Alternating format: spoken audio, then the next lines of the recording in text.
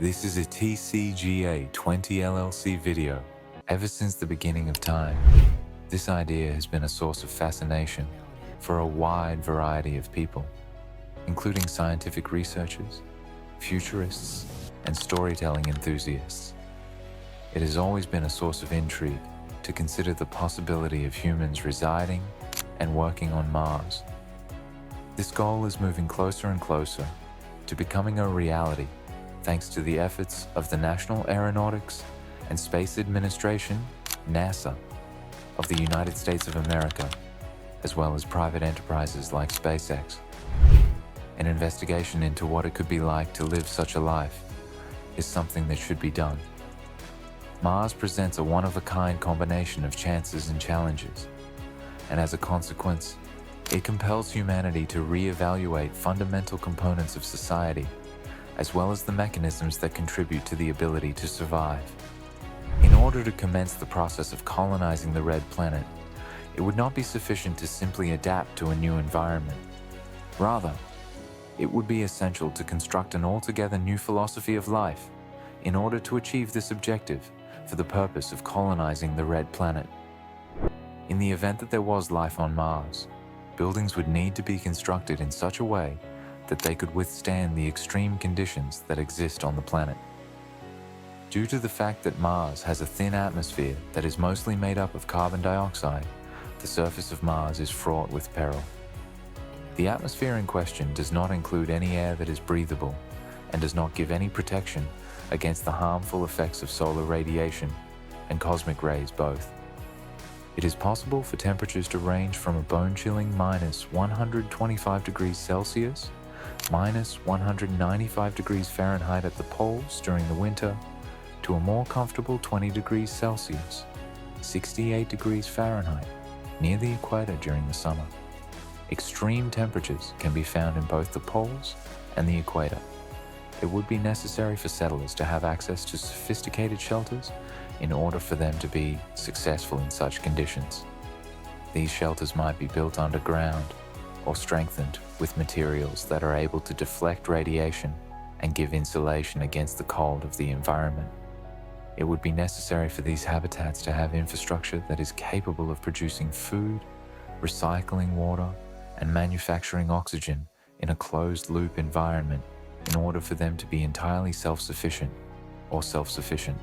Hydroponics, which allows plants to grow without the need of soil, and oxygen-generating systems that are based on algae would be extremely important improvements.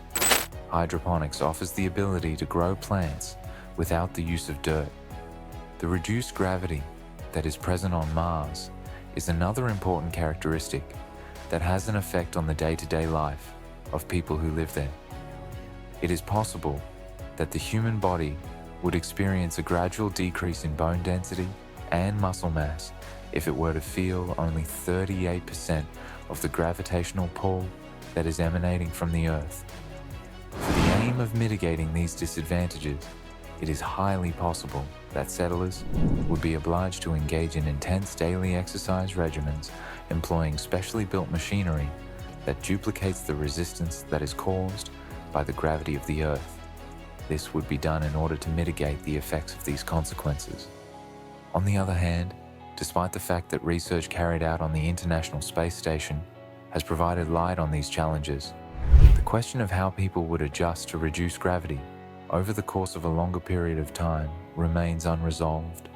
There would be a significant difference between the everyday rituals that people perform on Earth and those that they will perform on Mars.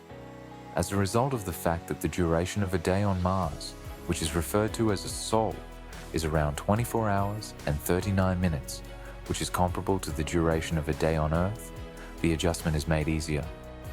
Nevertheless, the length of a Martian year, which is comparable to 687 days on Earth, would have an effect on agricultural cycles and other activities that are associated with the passage of time. Mars has longer seasons and more dramatic weather patterns. Therefore, it would be important for colonists to plan their work schedules with the solstice on Mars. This would need them to take into account the longer seasons. Some examples of this would include dust storms that might last for several months and obstructs sunlight, which is necessary for the creation of solar electricity. What could possibly happen next? Stay tuned. We're about to reveal some unexpected gems that will captivate your imagination. Mars would be used for a variety of purposes, including exploration, construction, and the administration of resources, among other things. During the course of the scientific research that would take precedence, astronauts would conduct in-depth investigations into the geology, ecology, and possibility for life on the planet. The finding of water ice on Mars has already provided a hint at the possibility of ancient microbial life, and more research has the potential to rethink humanity's understanding of biology. In addition, the discovery of water ice on Mars has already supplied a point of reference.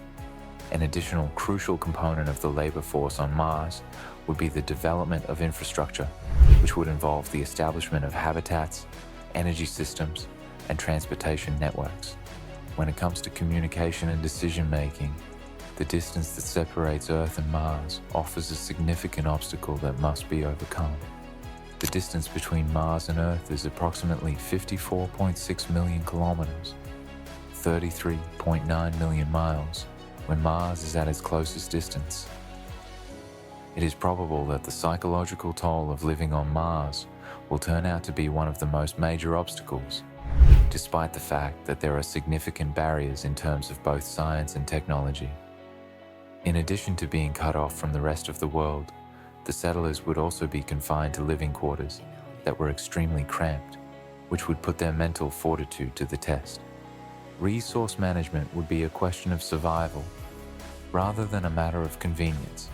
This would be the case.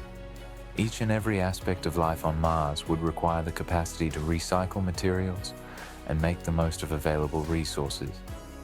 In the event that water were to be extracted from the thick ice or the thin atmosphere of Mars, it would be required to store it and make use of it multiple times. The generation of oxygen may be accomplished through the electrolysis of carbon dioxide, although the creation of food would be dependent on agricultural systems that are strictly overregulated. To create a circular economy that would eliminate the need for resupply missions from Earth, it would be essential to recycle garbage into resources that could be used.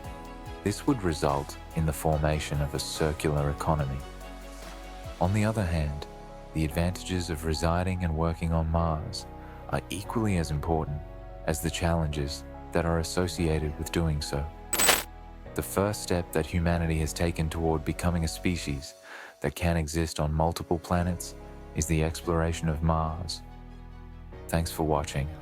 Don't forget to like and subscribe to our YouTube channel. This is a TCGA20 LLC video.